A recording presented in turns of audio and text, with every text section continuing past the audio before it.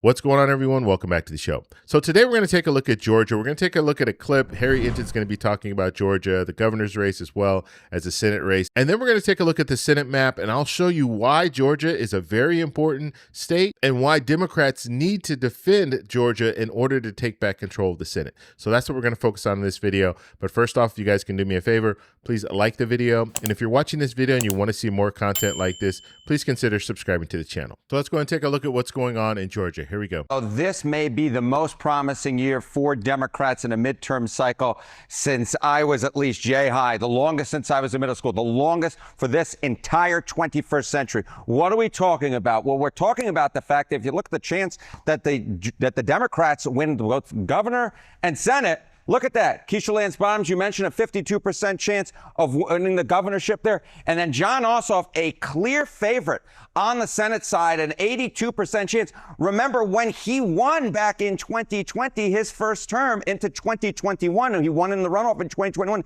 it was a real fight.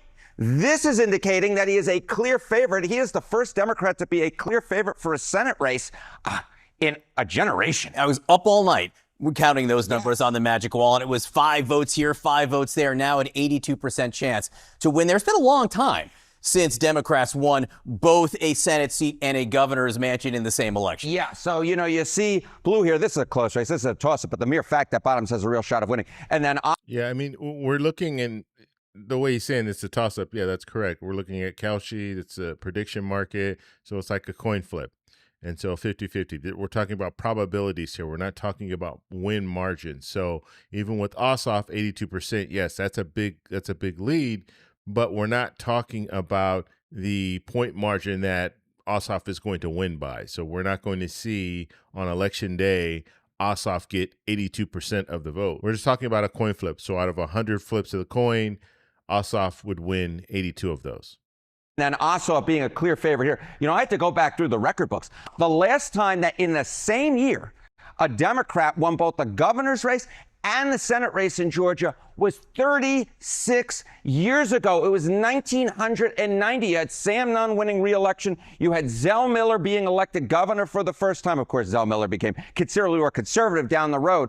But what we are looking at right now, the potential is for a historic election in Georgia for Democrats, the first time potentially since all the way back in 1990 in which they won both the governor's race and the Senate race in the same year. Georgia looking a lot more blue than, at least during my lifetime, it usually is. It was a very different Georgia back then. These were very different candidates back then. And you can almost see that change, or the change shifting blue over the years in Georgia, Harry. Yeah, you know, when I was a kid, people would refer to Georgia being, you know, a blue state back in the day, but I only remember it being a red state. I'm going to make this a 4 right here. How much more Republican that Georgia leans than the U.S. in presidential elections? Back in 2012, Georgia was 12 points more Republican, 2016, 7, then 4, and then just 1 this past cycle. Georgia is moving to the left as migrant patterns take place in the United States, as white college degree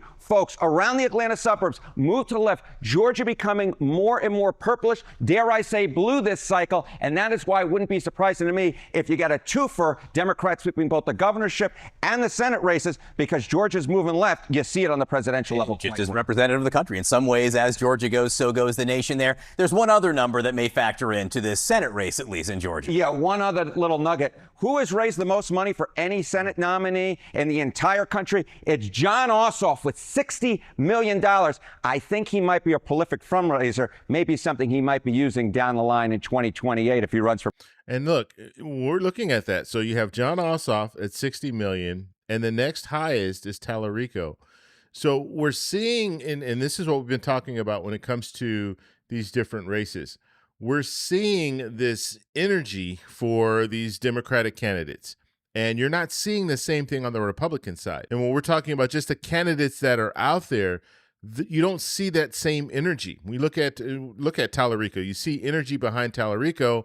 His opponent, Paxton, Do you see the same energy? You don't see that same energy. And Ossoff is another candidate. You're seeing energy behind him. You're seeing these speeches where they're comparing him to Obama. They're starting to talk about Ossoff potentially running for president because people are really resonating with Ossoff. But on the Republican side, you're not seeing that, and that is a warning sign for Republicans. They don't have candidates that are popular right now. And when we look at what's going on in our economy, when we look at the situation with Iran, and we're looking at all these different things that are very unpopular.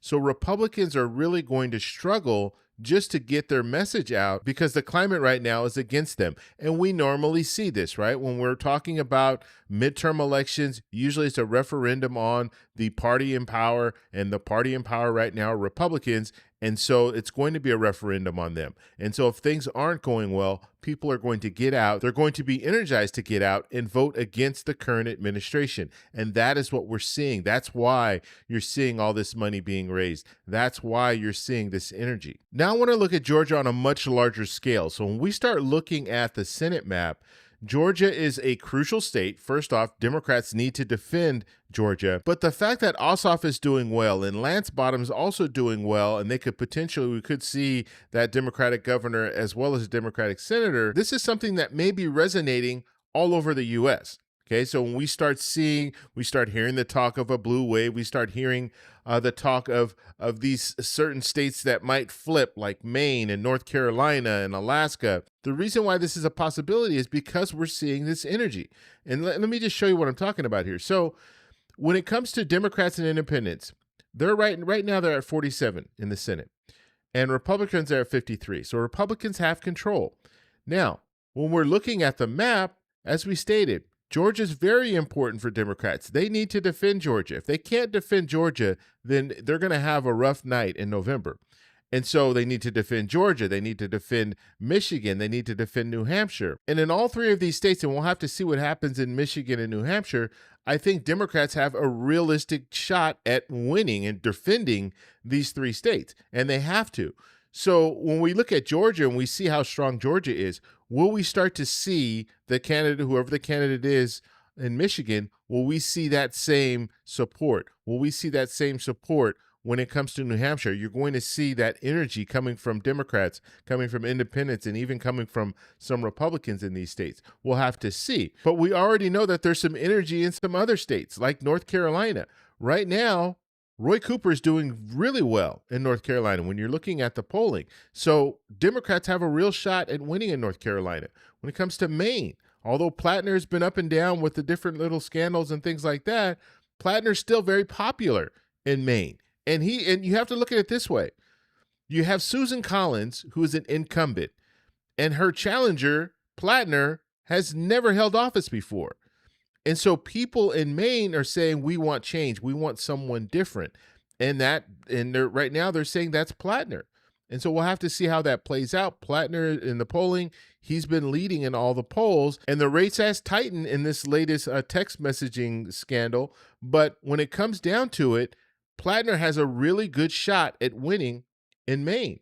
And then when we move to Alaska, we're looking at Peltola. Peltola has been doing really well in the polls. They have ranked choice voting, so that might play a role. But right now in Alaska, it's anyone's race. And Sullivan, the Republican, he's the incumbent, but he hasn't. I can't remember the last poll that I saw him leading in. And so that is problematic for Republicans. So Democrats could potentially win in Alaska. And then when we start looking at the other races, we're looking at Texas, Iowa, Ohio. We look at Ohio, the last poll in Ohio had Sherrod Brown up by like 8 points. And so Sherrod Brown, who is a former senator, has a real shot at winning in Ohio. So if we saw Democrats win in Ohio, now we'd have Democrats and independents at 51, and we'd have Republicans at 49. And so this is a pathway that Democrats have. And so Democrats have a pathway to get to 51, to get to the majority, but it doesn't stop there because now you still have Texas. We don't know what's going to happen in Texas, but Tallarico, very popular right now. You have people that are energized to vote for him. When it comes to the other side, when we're looking at Paxton, you don't have the same energy there. you have a lot of people that are saying, you know what, I'll vote for Paxton just because he's a Republican, but they're not energized to get out and vote for him. And what that means to me is we could see low voter turnout amongst Republicans in Texas. But if you see high voter turnout for Tallarico, low voter turnout for Paxton, Tallarico has a really good shot at winning. And so Democrats can run up. They can go up higher than 51. They could potentially get to 52. And they could potentially get to 53, but we're going to have to see what happens in Iowa. I don't really know. At this point, there's not enough polls that are coming out of Iowa for me to have a realistic forecast when it comes to Iowa. But, I mean, it could potentially still, if we see these different states that we talked about, if we see North Carolina flip, if we see Maine flip, if we see Alaska flip, then it's very possible that we could see Iowa flip as well. If we see Ohio flip, we could potentially see Iowa flip. And so the main takeaway here is we're seeing something going on in Georgia. And could we also see that going on in some of these other states? Right now, the polls are showing us so. They're showing us that we could see a potential flip in North Carolina. We could see a potential flip in Maine. We could see a potential flip in Alaska, in Ohio. And that's why when you look at the prediction markets are showing us right now that Democrats have the advantage when it comes to taking back the Senate in November. And so we're going to just have to see how it plays out, but I want to know what you guys think. So let me know in the comments below. If you like this video, please give me a thumbs up. Please subscribe for more. And remember, stay informed, stay engaged, and I'll talk to you in the next one. Bye. So that's all we have for this video. Make sure if you guys want to send me an email, you can do that, david@thetecshow.com. Like the video, subscribe for more, and check out these videos over here for some more great content. Talk to you later. Bye.